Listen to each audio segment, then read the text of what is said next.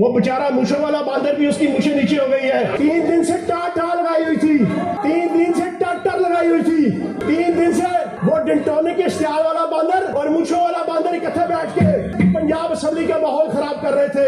صلح ہو کہ جنگ ہو, عمران خان کے سنگ ہو, سب ہمیں پسند ہے, خون ہو کہ رنگ ہو. عمران کو ڈرایا گیا, عمران خان کو دھمکایا گیا, عمران خان کو ہر قسم کی لالچ دی گئی, عمران خان کے دوستوں کو اور ساتھیوں کو, ایم این ایز اور ایم پی ایس کو خریدنے کی کوشش کی گئی. اور انہوں نے جن لوگوں کے سر پہ ساری بدماشی کی ہمیں پتا ہے, ہم جانتے ہیں, لیکن ہم محب وطن پاکستانی ہیں, ہم پاکستان سے محبت کرتے ہیں, ہمیں پاکستان کی ریاست عزیز ہے.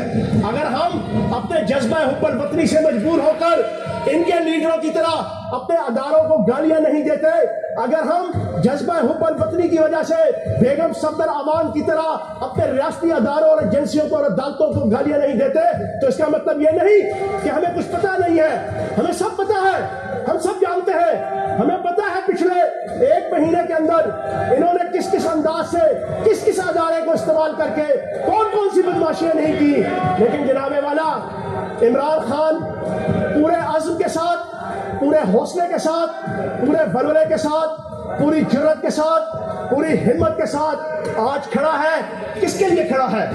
کیا وہ اپنی آل اولاد کے لیے کھڑا ہے؟ ان کی طرح جنید صفدر کے لیے نہیں کھڑا, ان کے لیے بلا وجہ بھٹو کے لیے نہیں کھڑا, ان کے لیے خاندانوں کے اولادوں کو 2 سال کے بچوں کو ہاتھ میں لے کے دودھ پلا کے جوان کر کے ان کو لیڈر مان کے ان کے سامنے پورلش بجوانے کے لیے نہیں کھڑا.